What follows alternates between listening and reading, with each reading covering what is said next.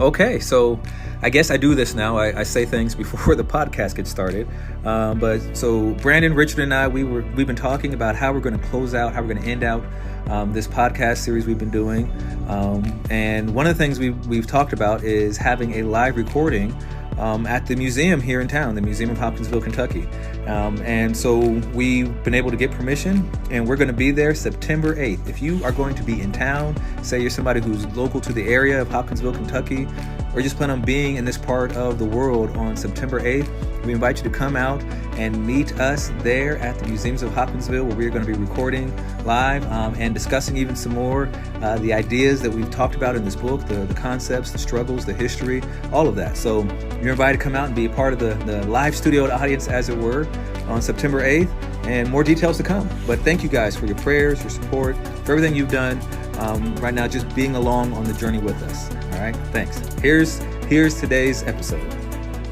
Yes, on that note, we are here. I mean, so you said so we've gone live, committed. Now we're here. We're here. All right. Here? Brandon Man, says at we this are point here. we're here. We're here. We're here, and you're giving me hand signals. You know they can see you. Oh, okay. On the episode number. I forget about the camera. I'm old. I'm forgetting about the camera. I need to remember the camera. Yeah. I'm just a pastor. just I'm not audio. used to all this technology. We are now moved on to chapter 5, and in contemplating it, like I was like, oh, we could do 2 episodes, 3 episodes, but I'm going to try and have us just do one. If we end up having to come back next week and record another one, we will. There you go. Because this one, I think the overarching theme, I mean, it's called Monuments, Cemeteries, Reunions. Mm-hmm. That's the subtitle. I would say it's the enactment of memory. Yes. Yeah. Yeah. Thank you. The enactment of memory, but it's It's mostly about monuments. it's mostly about monuments. I'm just picking on Kamarr. It's okay. I can take it. So one thing I want to start out on page 156. He says he's early in the chapter. Social experience changes, and thus memory requires constant tending and validation. Memory is as much process as repository. And I think that's an interesting philosophy to have at the start of the chapter, is that he's essentially saying, all right, this is my biased view on this topic, is that it's not about solidifying permanently in stone what happened. It is about this ongoing process of remembering and rehearsing, and it will be what we rehearse it to be. Right. There is historical fact, but historical memory will be what we rehearse it to be, essentially. Because historical memory is kind of more important to some degree than historical fact. Especially in modern America. Exactly. Yeah. It's sad, but true. Yeah. So we're going to talk about some monuments, and local ones especially. But the bottom 156, this is going to be partly my view of these monuments, Brandon's view, Richard's view. They're all going to be different. And I think this last section here towards the bottom really says it. It says, Southern memory, as previously noted, continues to embody popular representations of an antebellum world of benevolent masters, devoted slaves, and valorous defenders of states' rights. The fact that we each grew up in different locations in America affect how we even view that statement. But that also does color our view of this discussion of states' rights, Civil War, all these things, because where I grew up, history, we never once learned that version of the Civil War. That is not how they teach it in California. States' rights were not mentioned. No, they say the Civil War was about slavery. Really? And somebody says, I thought it was about states' rights. And they say, yeah, states' rights to own slaves. Yeah, exactly. It was about slavery. And that was pretty much, that was the discussion, it's about slavery.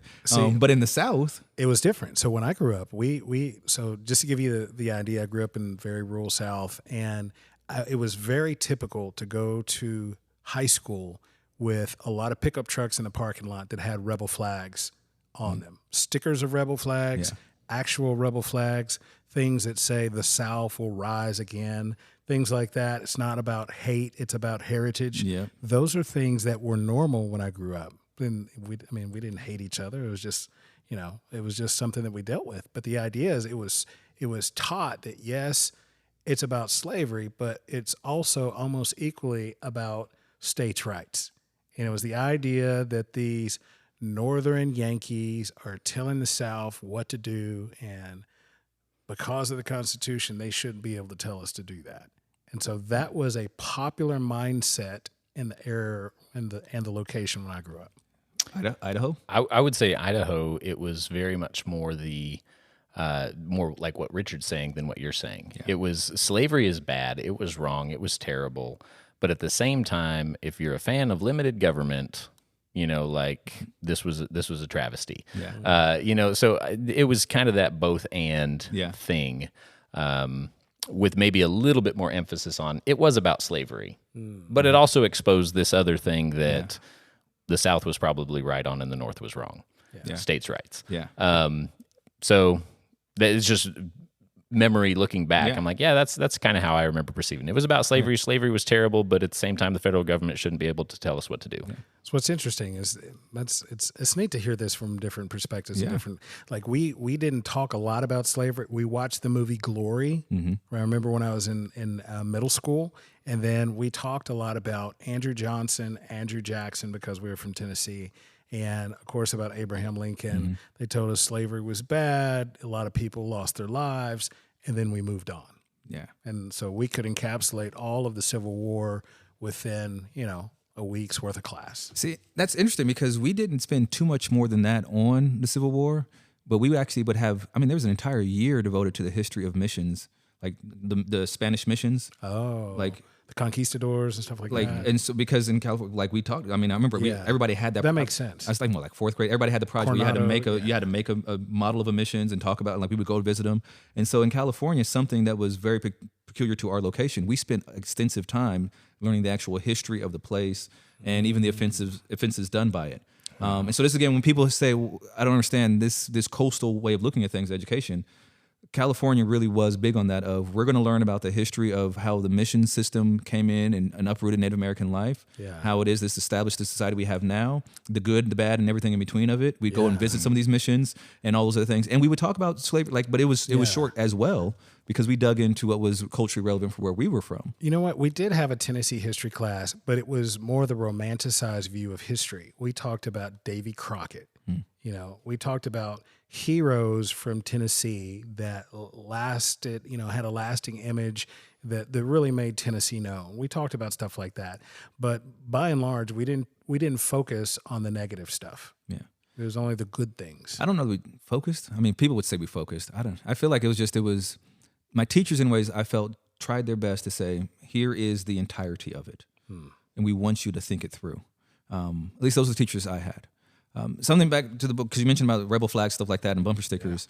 On 157, it says, race is always present, although unspoken and frequently coded. Yes. And so we're going to talk about the Jefferson Davis Memorial that I have very strong negative feelings about. You're going straight for the jugular. No, I'm not going straight there just necessarily. I'm going for other jugular, too. I'm going to go for both jugulars. So before we go for the jugular, can we talk about this word coded? Okay. Yeah. I am. So I'm okay, that's where we're going. So I'm going to eventually talk about this other thing, too, that I really despise. But this idea of coded, one of the things that I did not like, and I'm going to talk freely about it because I no longer work at the high school here in town. But one thing that for me was frequently traumatic, I would say, was the frequency of seeing the Confederate flag on people and on stuff. Not just students, but stuff. Yeah, they would have it on, belt buckle, backpack, Okay. Yeah. like stuff, not just on people. Like it was so common. Yeah. And I would talk about this with people back in California when I'm going like up in New York, and I would talk about other people who are also from a more coastal way of life, and they would mimic my sentiments of like, man, that's horrible. And so when we talk about this idea of coded, we did a little bit about it last chapter with lynching. Sometimes the problem with coded language is that you might be seeing something that's not actually there, or you might be seeing something that nobody else sees. Yeah. And so it can be a bit confusing. I will say with me, my issues that I continue to have with that flag is that based off what I know about history, I realized that never was a battle flag they fought under. Right. That was not what it was at all. That was a flag that was used to unify essentially a lot of racist sentiment after the war. Like that is the history of it. It is not a history of heritage. It is a history of this is a flag of hate. Knowing how Europe has responded to Nazi regime and their way of dealing with it and outlawing things. Like I recently learned, it's against the law for anyone who is not a hired actor to portray Hitler at all in Germany. Yeah. You can't even pretend to be him unless you're an actor paid to pretend to be him. Yeah. Like that's where they went with that. And so these things, when I say coded, and like so that flag is an example of that. These are things that for somebody like me might be, hey, Kamarr, you're being too sensitive. Yeah. Well, okay, maybe that is. Yeah. But these symbols and images stir up to me saying that's telling me this is not a safe space for me. And I don't like feeling unsafe in my own country. Yeah. You know what? You just said a lot that made me think 18 different thoughts at the exact same time. And I don't know if my mind can keep all of those 18 thoughts in my mind, but I wanted to just kind of share a couple of them with you. The last one was when you talked about Nazi Germany, you talked about, we know that there was reparations that Germany had to pay to the nation of Israel and for the Holocaust and things like that. A thought that came up to me, I was sharing with my wife the other night. I said, you know what's so different? I mean, there's a big difference between the Holocaust and slavery, but they were both tragic. One, there was a reparation process of things happen. But the thing that really got me, there were no Nuremberg trials for slavery. Yeah. And that thought made me pause for a second, which means it was not criminal. Yeah. It was legal. It was a difference of opinions. And then the law changed. It did. And we've got to move forward now, but hey, it was legal then. Exactly. It was kidnapping, all of those kind of, even, and then I thought about it like this, even after the Emancipation Proclamation, which it was considered illegal at that point, it still happened, but there were no crimes that were ever adjudicated. There was no Nuremberg trials here. And if something is not criminal, then it didn't happen. It's not bad. Yeah. And so anyway, that was a thought. And so I was going to actually ask you what you thought about the rebel flag. And I'm glad you shared it because mine's a little bit different. When I grew up, it represented, there were obviously people that had hate, but I grew up, like I said, in the late 70s, early 80s. So I loved Dukes of Hazzard. Yeah. So when I looked at the General Lee, I was like, I want Daisy Duke. I want to drive the General Lee. That's awesome. But it represented to a large percentage of people, and I would even argue here, it was like the "Don't Tread on Me" flag. Yeah, right. It was like, what the government can't tell me what to do. For many people, it is a states' rights issue, but it is such a triggering thing because I understand the history as well. It really wasn't a battle flag at all. It was something that has also been so closely connected with hate groups that when it flies, I was on the way to Paducah the other day, and when I get off the road, there's this big, massive, you could wrap, 5 elephants in this huge Confederate flag. And my thought, it's one of the best analogies I've ever heard, by the way. Wrap another. I wish I could come up with analogies that good. You can use it, man. So well done. Why do they need that? And what it does to you on the inside, like that, when you're for me, and so Jefferson Davis Monument, for anybody out there who hasn't seen it, Google it, look it up. It's a giant obelisk, white obelisk. And these symbols, I'm not going to just stick on that one, but these symbols, I'm driving along, I'm minding my own business, having a happy Kamarr moment, as fleeting as those may be. Maybe I'm singing some Spanish music or something, and then I see it. And then instantly, again, it makes me feel like I'm not safe in my own country. If there was an emergency right now and I had to run to them for help, would I be received? That makes you think twice. Right. I mean, and it's like, and these are the things when we talk about like the idea of coded monuments, thing like it's, I don't think enough people stop and think about that part of it. I'm not saying don't have your rights, but just ask yourself, especially if you claim to be a Christian, ask yourself, do you want to live your life in a way that makes other people feel threatened and unsafe just because you have a flag? Can I ask you a question real quick? When you see that flag, does it make you feel like I'm unwelcome? Yeah, unwelcome and potentially in danger. Yeah. Well, so I was going a different direction. Oh, okay. Go ahead. So I apologize for derailing the conversation. Steer the bus in another direction. But yeah, exactly. That was not a good transition. But this whole idea of coded language, I think, has come up in popular consciousness more and more, and that certain things are, subversive messaging that's kind of hidden in this other thing, and we say, well, this thing's not bad, and so we're going to use this thing. My name became part of a coded message. Yes. Recently, Yeah, I guess true. not really recently, which was kind of awkward for me because I had no idea about it. At first, were you excited? No. At first, you're like, yeah, people are cheering me on. Yay. Let's go, Brandon. Yeah, and I was like, no, never mind, just kidding. That's a bad thing. As Christ followers, what do we do with these kind of coded symbols that can mean one thing to one person, one thing to another? And it's like, we have to fight that. Jesus was very clear. Let your yes be yes and your no be no. He celebrates integrity and honesty in our speech and in our communication. And if there are symbols, which we've already heard, Kamarr says the Confederate flag makes me feel not safe. You say General Lee, I like the car, And then as Christ followers, we have to think not just in terms of am I Is this permissible for me to fly this flag? Yes. But what am I communicating to who? I don't know. Is it wise? Well, If it's coded, I think as Christ followers, we want to avoid that. Yeah. We want to avoid any sort of cultural shibboleths, to bring in that other, good word, that draw lines that we may not be intending to draw. Shibboleth. Well, I was going to say, too, Isn't that fantastic? The I flip like side that on one. that one, and it's something that I would encourage people who feel like me to, if you claim to be a Christian, Scripture does give us clear mandate on what to do with this. On the one hand, you could say, if they're a Christian, they shouldn't have these symbols. This hurts me.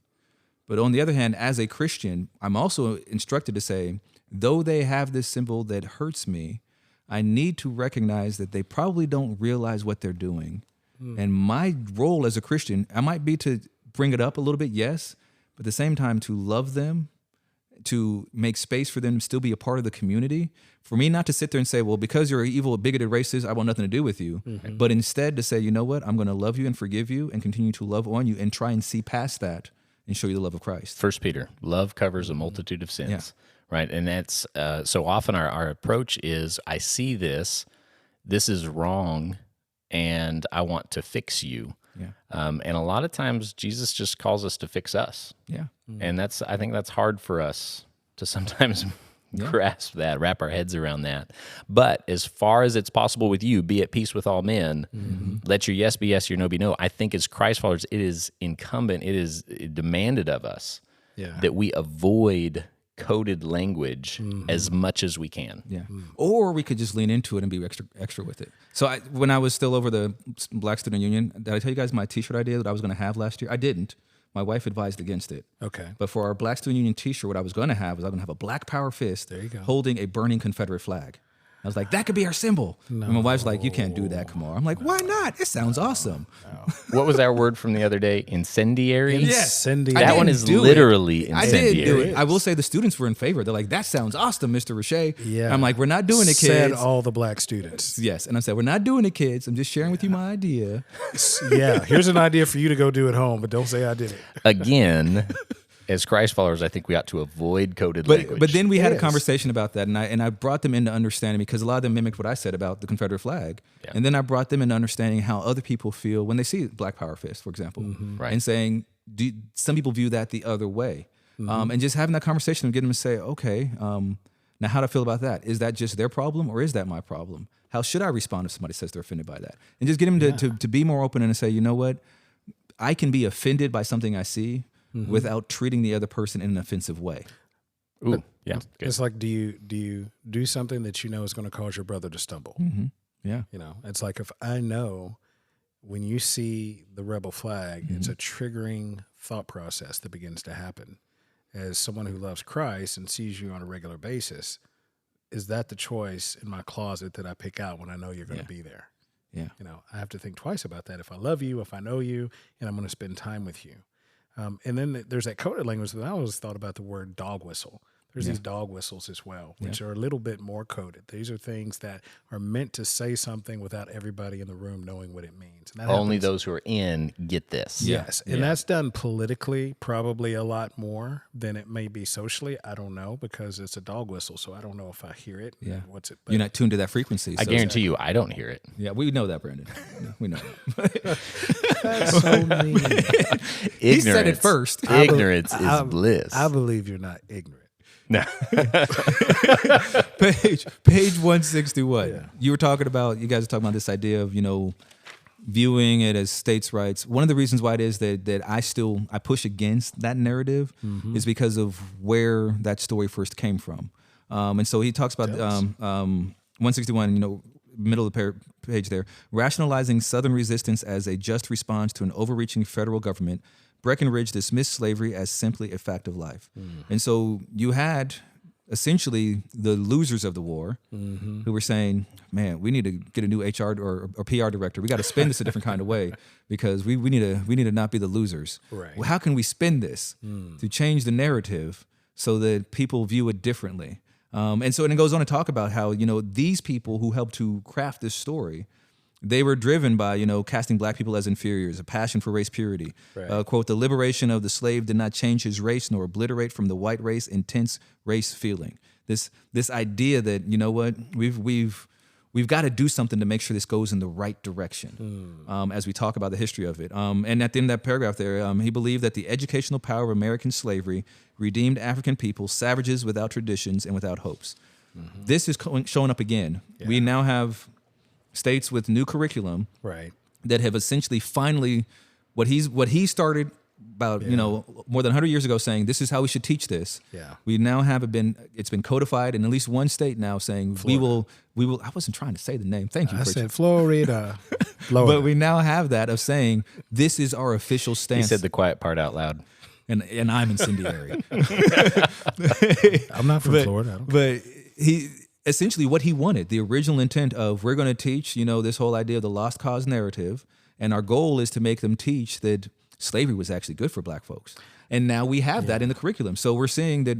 Well, I read all the different, parts of that curriculum, and there are one or two that would be incendiary, and that one that you're referring to basically says that out of slavery, the former slave gained, or the slave gained useful skills that could be used. Mm-hmm. And so that was incendiary because maybe they did earn a skill, but if someone is a slave, I mean, we talked about this a little bit in the autobiography of Frederick Douglass, the money that was earned through these skills belonged to the slave master. So these skills were used for the benefit of the slave master, not the benefit of the slave. Yeah. Well, it's not just, it's also this wrong view of culture to begin with. And we see this not just with Africans or black people who are enslaved, of this view that says, your culture, where you're at, you don't have real culture, you don't have real skills. We're going to come along as the enlightened, intelligent Americans, Westerners, whatever have you, and we're going to show you what real culture is. And that's really part of he says savages without traditions and without hopes. They had traditions. They had hopes. That's what I was sitting here thinking. So I'm reading E. Stanley Jones was a missionary from the UK, and he was very concerned with the India problem, right? And so we think we, as Americans, we often still partake of that American exceptionalism, like even if we're wrong, we're going to be the most wrong and the best wrong, we're going to be the wrongest. It's like, well, okay, hold on. There's others who have tried this too. But E. Stanley Jones talks about how the gospel in India was hampered because it was tied to the East India Company and tied to the British Empire.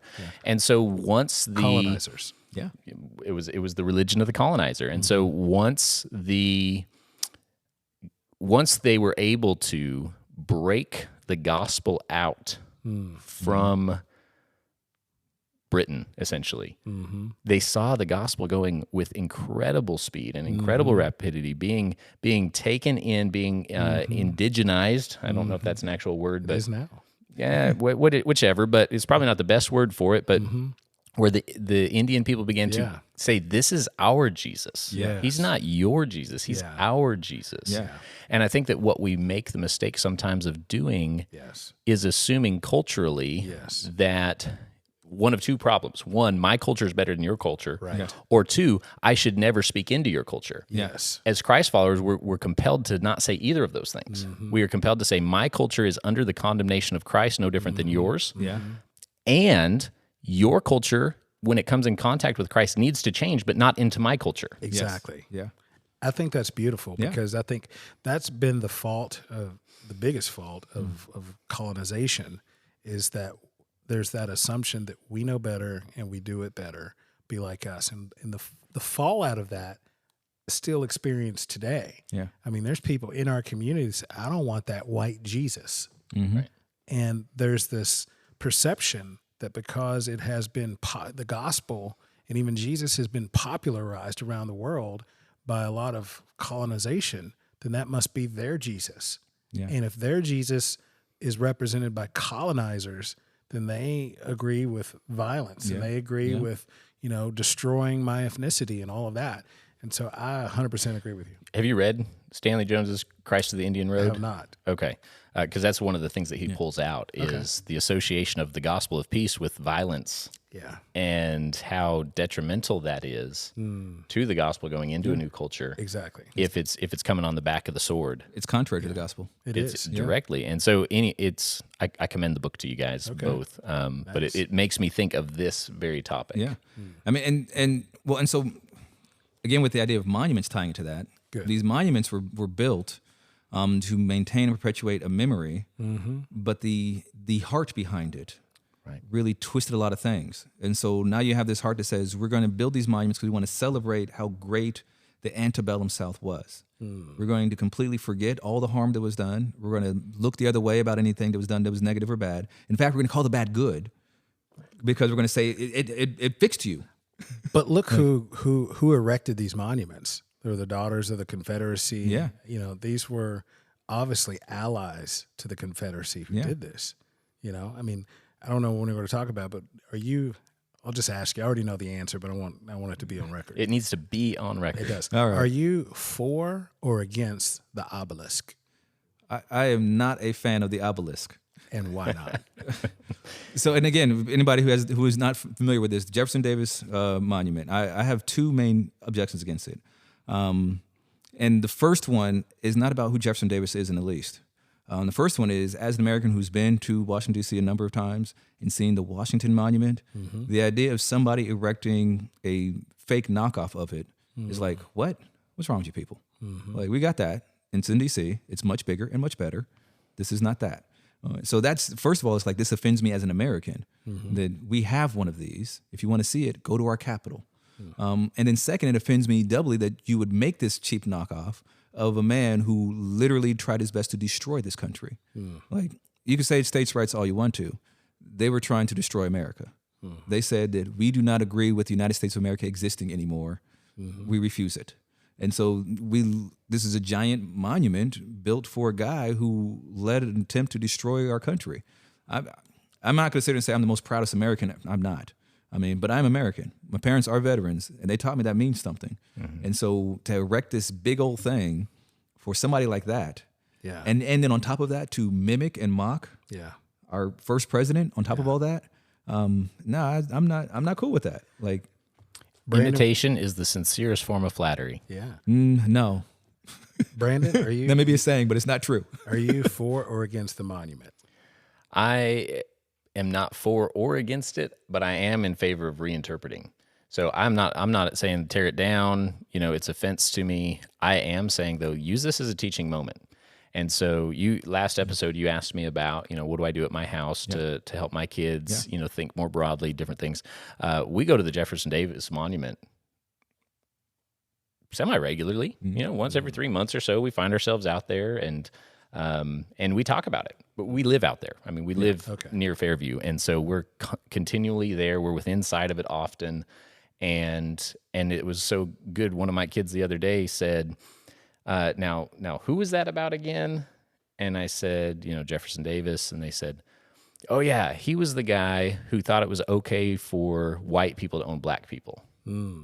And so I was like, okay, well, it's producing a conversation that I think needs to happen. And so I'm not a big fan of erasing history. I am a big fan of using that history to talk about, here's what the thinking was, here's what we've learned, and even more importantly for us as pastors, here's how the gospel informs the way we think about that. We could build something like the 9/11 Memorial. Have you been there? I have not. It's great. Cool. 9/11. We could. What we do is we remove it and we have a giant hole in the ground, and now we have a memorial where we talk about what used to be here and why it's no longer here. Now that's one approach. That is an approach. So for me, I'm not against it, but I do have problems with it. My biggest problem, I'm okay with the Daughters of Confederacy raising money to erect an obelisk that was on private land, that they wanted to do that. I think one of my biggest issues that now it's on state land. There's tax dollars to go to this. And I've kind of got a grudge against, I think, at least in our neck of the woods, we see more Confederate heroes celebrated than we do Union heroes. Yeah. We've talked about this before. I've gone into the Historical Society, and you walk in the Historical Society, and you see Robert E. Lee, Robert E. Lee, Robert E. Lee everywhere. And then, of course, we have the obelisk. But I think we don't have enough monuments and historical markers for things that took place here that were not Confederate. I don't think we have enough markers for how significant the slave trade was and slavery was in our community. I don't think we have enough historical markers for people and things in our community. So I would be an advocate for using state dollars for some of those other things instead of the things that lost in the war. Well, I mean, it's so coming to the end of this, even this section in the book on 163, he says, the cost of national reunification was the sacrifice over a century of the civil rights of the freedmen. It's like, okay, so this, we reunified, we ignore their rights and this and that. But building the monuments really solidifies this last part. It says, if the North won the war, the South effectively won the early post-war struggle over interpretation, providing a victory that would last a century. Exactly. And so to me, when I look at these monuments, I get what people say about erasing history, Here's the thing. These monuments were largely constructed to falsely record history. Yeah. So it's not so much erasing history to me, so much as saying that's not recording history. That's recording a false narrative used to essentially rebuild society in the image that they see fit. But it's not even real history. It's a false narrative that was constructed with a propaganda in mind of we're going to rewrite the story. We're not going to make it about what it was. We're going to make it about something else. It's we're going to use these monuments to solidify us rewriting history. Yeah.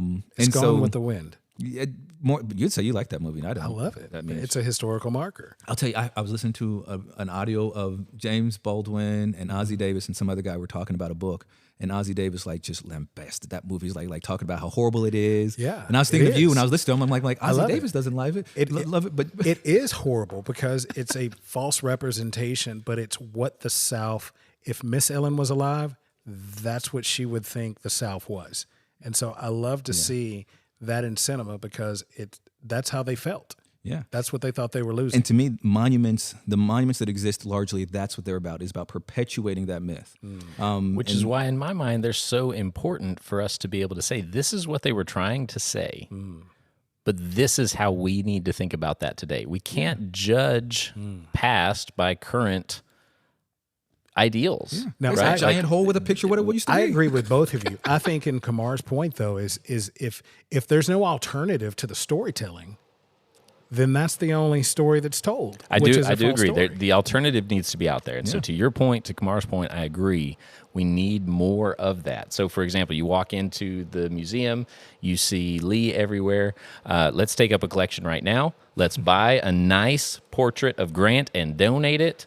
Because that was their response, right? These were donated. We didn't buy them. Okay, well, here we're going to come along. We're going to donate, and then if you see a response, it's like, well, we're not going to put that one up. Yeah. It's like, oh, that's the problem then. Yeah, exactly. Yeah. So if you're listening to this and you've got a great framed picture of U.S. Grant, you need to donate it to the Downtown Historical Society, and they should put it up on the wall. Yeah. Yes. Thank you. Shifting gears. Because I want to touch a little bit on cemeteries. Yes, I think that's good. Because they talk about that and this idea of the reburying of bodies and this re-traumatizing individuals. So here in town, we have the Confederate Memorial that I took you to. Yep. Another point of ignorance for Brandon that Kamarr has been addressing. The graveyard. And so I found it. And so I forget where we were driving together. I'm like, hey, let's go see it. It's right there, yeah. Yeah, so we went and we saw it. And so this exists, again, people who, if you're not familiar with it, here in Hopkinsville, right there in the middle of the cemetery is fake Confederate graves. Fake? Yeah, because they redid it all. Oh, because they removed them. Yeah, there's nobody buried there. They removed it all. And you have these headstones, to mark them. But an interesting fact that comes out that he talks about in here is how the original graveyard had Confederate and Union soldiers. Right. But when they recreated the monument, Confederate only. Right. And so it becomes a Confederate thing as opposed to a Civil War thing, which originally you could say, this is good. It's both sides. This is just people who died here. But it's not. But now it's not. It's literally just choosing one side. But something gets into as well, this idea of when you look at some of these grave markers, you have this idea of the gravestone for the faithful black slave who died with their master. Died by his side. And so I just extended a bit here, but towards the end, he says, the loyal slave as an emblem of the institution of slavery, or worse, as a rationale for its continuation on the grounds the loyal slave wanted enslavement, is pure fiction. Likewise, claims of large numbers of slaves serving as soldiers in the Confederate Army are little more than desperate efforts to perpetuate an invented antebellum polity of racial harmony in which black slaves shared with whites an equal stake in its survival. So again, every so often he pulls back the veil and we can see his bias. and he's just bearing it all out. He's like, listen, this is a bold-faced lie and it's stupid. like that's what he's saying. And excellent paraphrase. I mean, and I think that he has some point because there are these ideas that get perpetuated, and that one in particular brings us back. We touched on a little bit back to Jefferson Davis because he has an account in here when he himself went to one of those reenactments at the Jefferson Davis Memorial. Oh yeah, and he encounters a black man in gray, in uniform, representing this very same character. Of the loyal black slave who's fighting on the side of the Confederacy. Was that guy? I mean, he was kind enough not to write his name in here. I would have written his name. Pay me money to play that part. I mean, you could. Well, I don't know. Well, how much money? Yeah, how much money? Maybe. Well, everything's for sale. Listen, my wife likes for me to have money for bills, so I might. You would play the part because of the white lady in my life. I might play the part. How much would? $500? Would you do it? No, not $500. She'd expect me to make more than that. Okay, but I mean, tell you $5,000. If you'll pay off all my student loan debt, I will do it every year. You're a doctor. I ain't got that kind of money. But he confronted that guy, right? He's doing a Civil War reenactment. Guy's in uniform. He says, when I asked, this is on page 172. I'm skipping a little bit. When I asked why he would associate himself with a symbol representing the enslavement of black people, he responded, quote, "You've been talking to a Yankee," end quote. He relished his role as the loyal slave, a central part of the mythos of the lost cause, and his vision of an antebellum ideal of contented servitude. Wow. So, again, you have this, and so sometimes people ask me these questions. I'm going to present this to you, Richard, because I want to hear if you've ever been asked. Is it this because question. I'm black? Yes, it's because you're black. Very much so. Okay. I'm challenge accepted. I am being prejudiced right now because you're a black man. You ever have that moment come where somebody brings up somebody like this in society? Mm-hmm.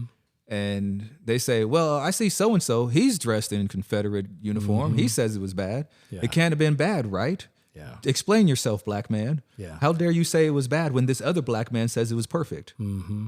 So your question is... Yeah. Has that happened to you where somebody's expected you to... Yeah. Try to legitimize somebody's stuff because they know one guy. Yeah. Yeah, exactly. There's a lot of ignorance there.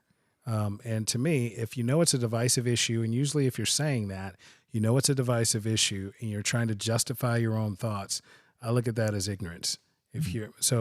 I try not to engage in a conversation like that because me trying to undo the one example that they're holding on to is probably not going to change their mind. I just tell them I disagree. I think you need more friends. All right. Yeah. Let's go to lunch. I will say too, in defense of Brandon's never done that. You've never done that, Brandon. So give me time. I will disappoint you. Give me time. Well, you've disappointed me plenty, but just not that way. Yeah. Well, I'm glad to know we've at least crossed that border. But I imagine. I made it about race as this particular example, but I'm sure you've had times like that. I mean, we can, for example, we've done that to you. Hey, Brandon, you're from Idaho. Yeah. Right. You Explain now speak this. for all of Idaho. You know, tell us why white people like potatoes.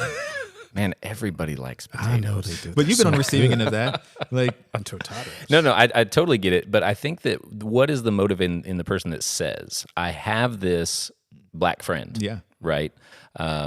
What is the heart behind that? What is my heart when I am trying to convince somebody of a perspective that I hold, say, on a point of doctrine? Yeah. And I quote this guy who I know this other person would respect on other categories. Well, this person agrees with me. What I'm doing there is I am essentially trying to manipulate the conversation by an appeal to some sort of authority that we can both recognize that is outside of Christ. Yeah. Right? And so I think anytime my goal is to win, I'm probably missing it. Yeah. Anytime my goal is to bring Christ, I'm probably hitting it. Yeah. And so I just have to be mindful of that in my own life. Am I trying to win an argument? Am I trying to defend my perspective, or am I trying to glorify and promote Christ in this moment with this person? And that to me is the differentiator. So I don't want to leverage, hitman verses. Yeah. I don't want to leverage my black friend. I want Jesus to be really, really, really important to you like he is to me. Yeah. And that just changes the dynamic of the conversation, I feel like. And I'm struggling. These are recent thoughts. This is me just kind of starting to wrestle with this idea that Jesus is the gospel. Yeah. And figuring out, the goal is not Brandon winning an argument. Yeah. Right. The goal is Jesus being glorified. That's great. Changes things. And so with that in mind, and I got to make sure I say this in a way so I don't literally do what you just said don't do. I can't live up to that standard. Don't you worry about living up to it. But about monuments, I mean, that's one of the things that I see as one of the issues with the monuments, especially in themselves. You have people who claimed Christ as Lord and Savior. They did. I mean, by and large. Absolutely. These are the Daughters of the Confederacy, they generally claim to be Christians. Many of whom we will share eternity with. Yeah. Yeah. And they would build up these monuments, and the purpose behind them was 100% to win an argument, was 100% to try and drive home a point and to manipulate the idea of history, as opposed to glorifying Christ, elevating Christ, or even elevating other people to the full status of human beings, like their intention behind it. And so I come back to it because, again, I know this is a touchstone thing and it's kind of died down a little bit in society, but it's not because the sentiments have gone away. There are people who are dead set. We just found other stuff to argue about. Yeah, but people were dead set monuments should stand because they're monuments, and people are dead set destroy them all because of what they and somewhere in the middle is what we should be doing, sure, but there is some point to that of, okay, what do you say to that? Of like, well, okay, Brandon, these people built the monuments just to win an argument. There's no Christ in it at all. Should it still stand if you have Christians building monuments that has no Christ in it? Yeah, and I think it stands as a monument to what we should not be doing and to the way we should not be conducting this conversation. As a, hold on a second, now that we're kind of stepping back, it kind of looks bad. It kind of looks bad that we fought a war because we thought we should be able to own black people. I tell you what, we were fighting for state rights, and we're gonna change the narrative. It's like, well, you're still just protecting yourself. Yeah. And I think you want to soften the blow, if you will. And I think Christianity is all about saying, no, we deserve the blow. Yeah. And Jesus took it for us. Yeah. And so I don't have to pretend to be more righteous than I actually was. That's right. I can be honest and say, I'm kind of a miserable sinner, guys. Yeah. And that is not achieved, I think, by getting rid of the monument. It's achieved by saying the monument is there. Here's what it stood for. Here was the intent. And the problem is it's complex. Yeah. That response, it's so much easier to just get rid of it. It's so much easier to not deal with it. It's so much easier to leave it up and just say, you know what, that's for those people over there. Let them have it. That's not what I think is the goal. I think the goal is the conversation that says, not only here is this monument, here's what they say it stands for, here's looking at the narrative, this is what I think it actually stood for.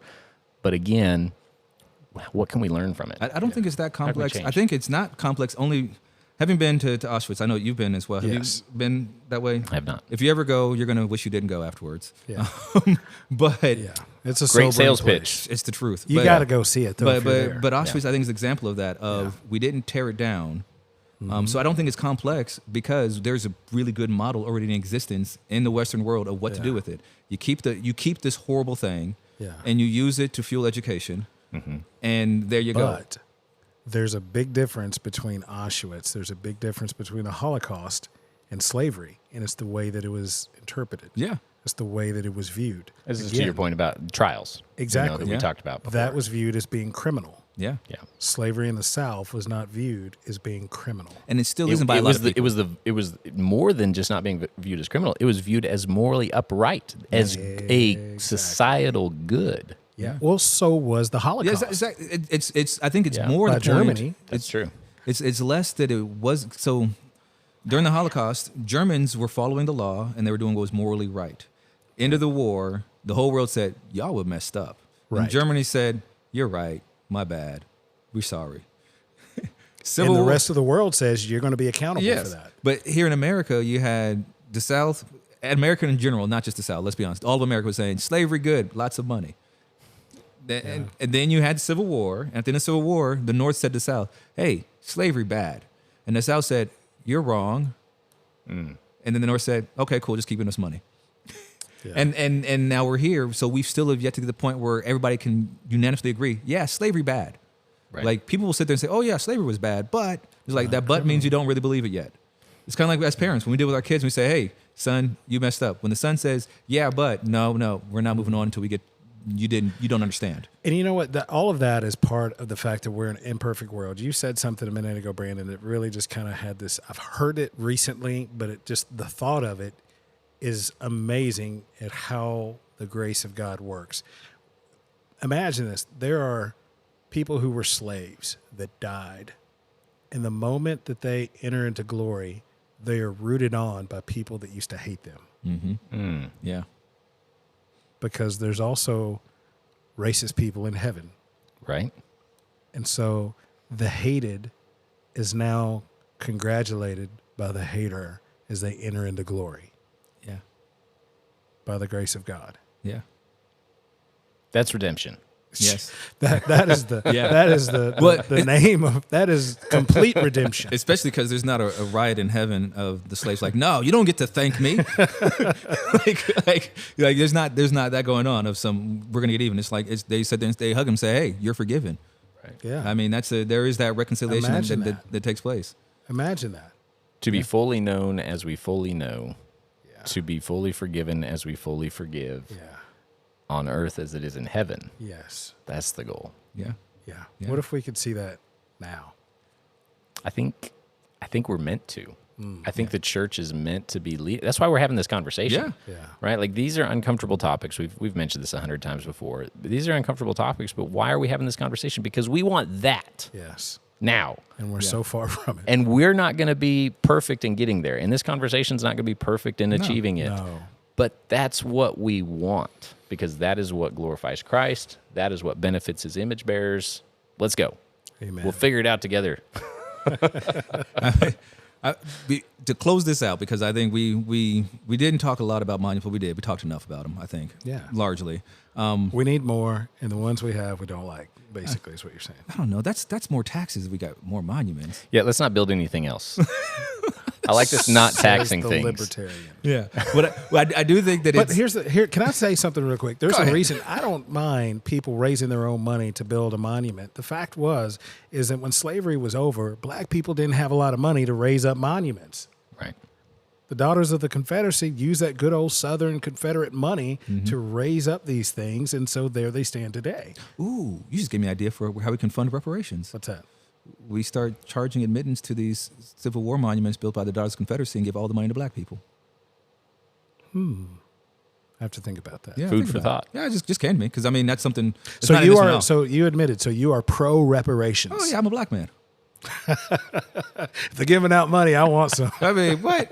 And then our friend Ron. We have a Mitchell- Native American. We talk about friend. too, Yeah, and yeah. his joke, he says, "Hey, if they're handing out reparations, I'm front in line because Exactly. He's Native Americans, we were here yeah. first." First come, first served. Which, by the way, he showed me his official Native American card He's today. got one. Yeah, but Nice. I mean, like, yeah, I am for it. Now, a whole nother topic would have to be discussing what are reparations? What does it look like? What does it mean? But I will say, I said tongue in cheek, I'm a black man, but really I'm for reparations because I'm a Christian.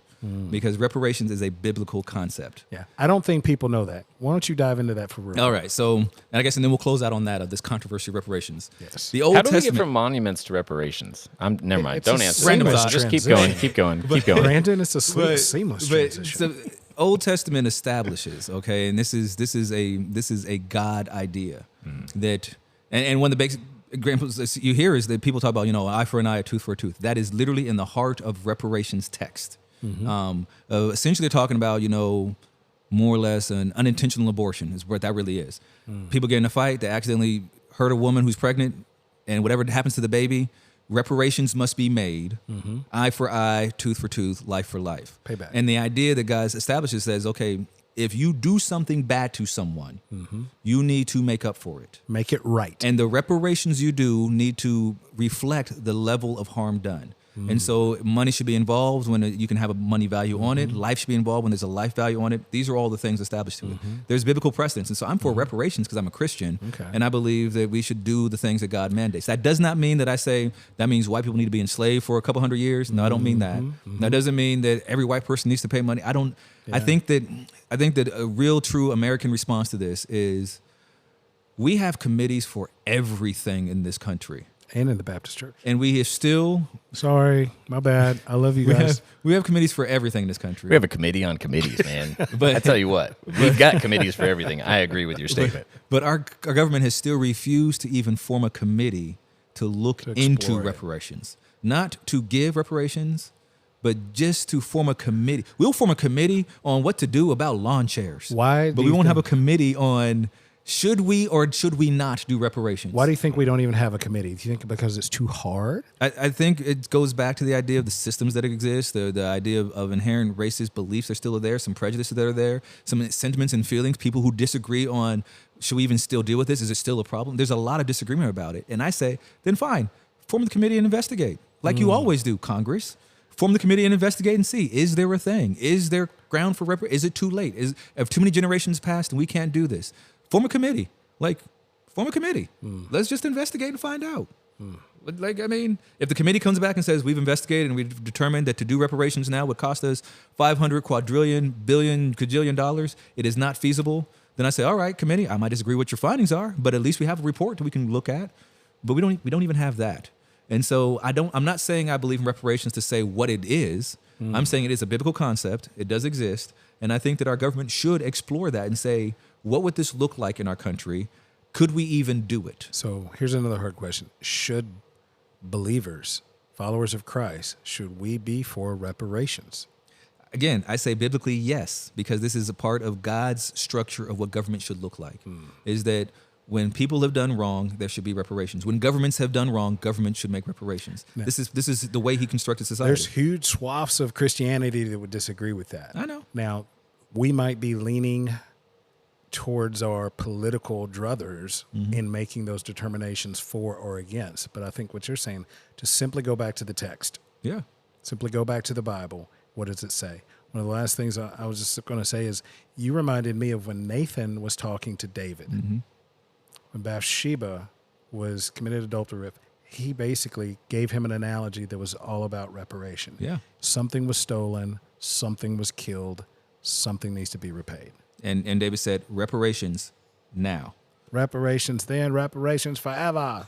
That's it. I had a feeling you were going to go there. And then Nathan said, "You are the man." Exactly. You're the man. And I think that's what this discussion is doing. Like when we talk and Brandon, like, man, I think what you're having is those, not that you are the man moment, but that essentially that we are the man America. And you're saying, wow, I've heard these things, but now I'm saying, okay, Kamarr, this is not cool how people have been treated.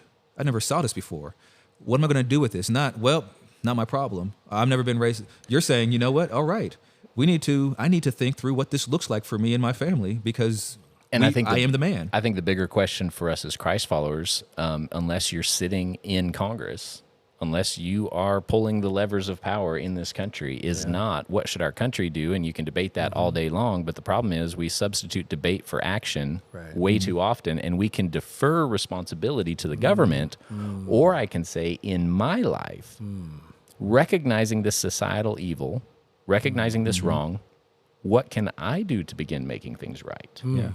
Right? And so I'm not going to be able to pay reparations to every African American affected by slavery. Yeah. I can't do that personally. But in my life and in my relationships, who am I going to bear the burden of these topics? Am I going to make my black friends bear the burden, or am I going to bear the burden? And then you've got people that say, I didn't have slaves. My family wasn't in the country when this was going on.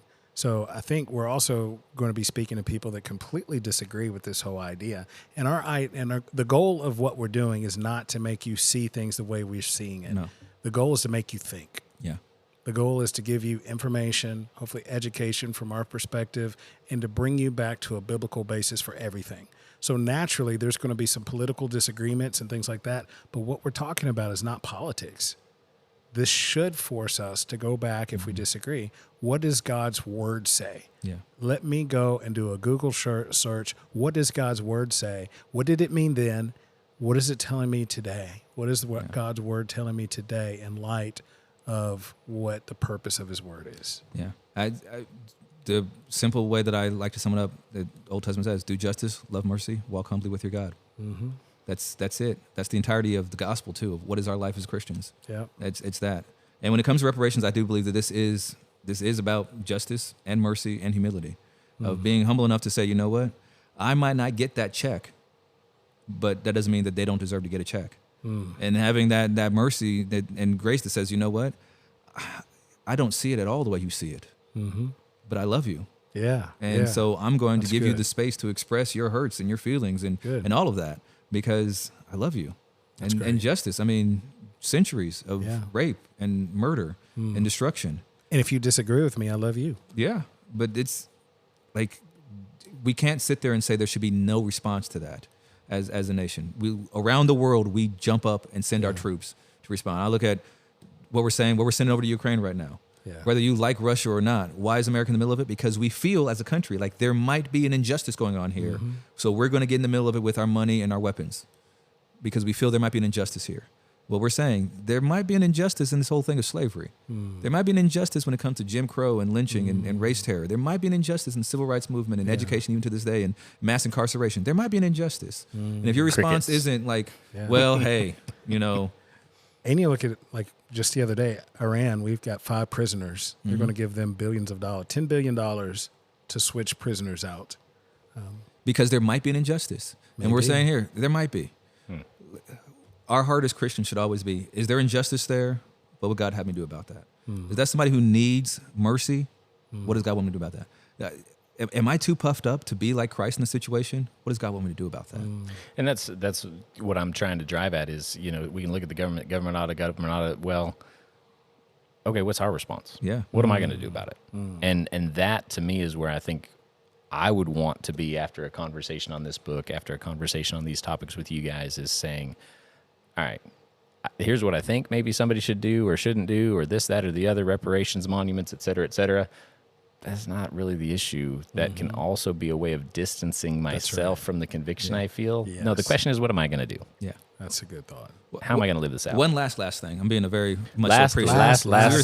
thing. But I realized the other thing they talked about in this chapter closing is reunions. Yes. So, Brandon, does your family have family reunions where they get together? No. Is that a white thing or black thing? Well, I don't think it's a color thing. It's not a color. So everybody around the world does reunions. I think people do. Generally. So, but that's why I wanted, because I knew like my mom's side, they have them. My dad's tried to do a couple of times with his family now. Does your family do them too? Yeah. I mean, so one of the things he highlights in here is it might be something that's more fought for in black families than white families because of the history of slavery, because of the history of being dispersed. And so this is something very important to us culturally to maintain a connection of we made it. Look at us. We didn't all die. We didn't go to prison. So-and-so's son, look at them. They're off over there working. So it might be something that's more driven towards, but I do think that there is a beautiful thing in having reunions with family getting together. And I think it fits with this whole thing because, again, we're constructing history. History happens, that's a fact, but how we recall it is essentially memory, what we've constructed. And reunions are, you talk about, okay, the black people didn't have the money to build monuments. They built reunions instead. And those are, to a large degree, the monuments within black society. Not every black family has them. Everybody's gotten a chance to go to them. My wife's been in quite a few with my family. She's gotten to see it's different. It's like, it's different. And we go different places and stuff like that. But I would say that you could argue is one of the monuments that black America has is we have our family reunions.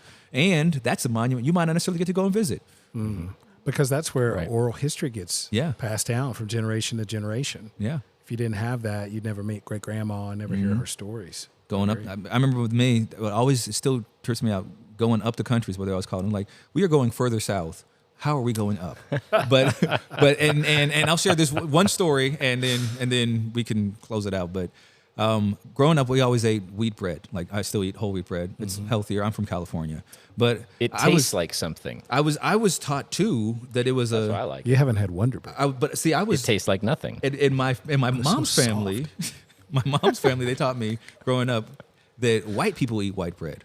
I didn't, and this isn't actually true, but this is something that I learned. This is a memory.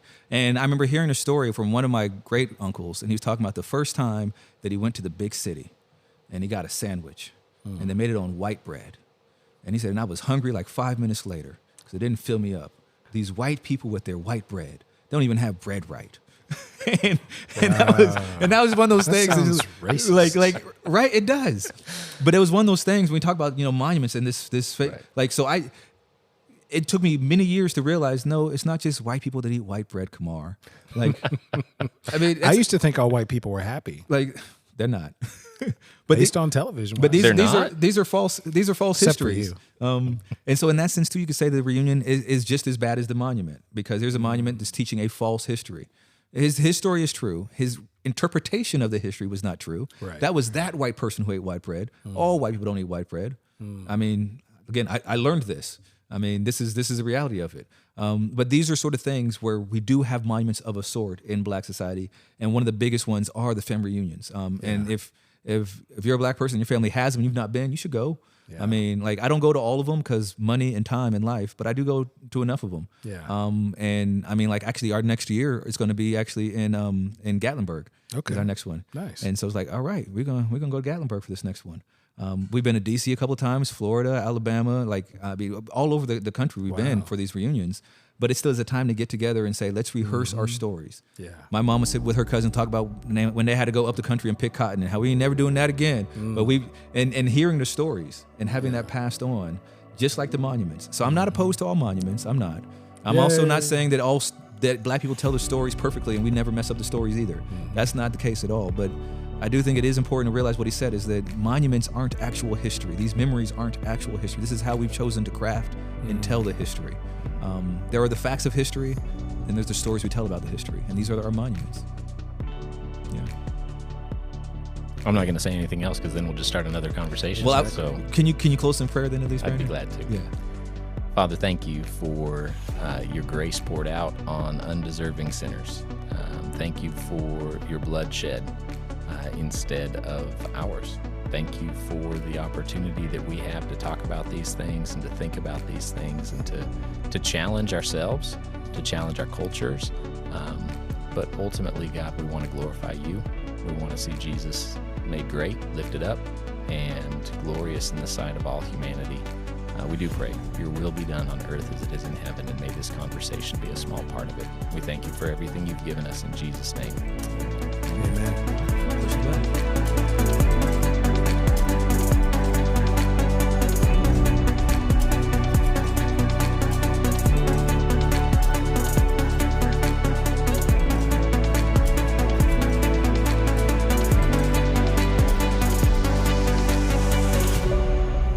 The views, thoughts, and opinions expressed in this podcast are the speaker's own and do not represent the views, thoughts, and opinions of any institution, organization, or corporation.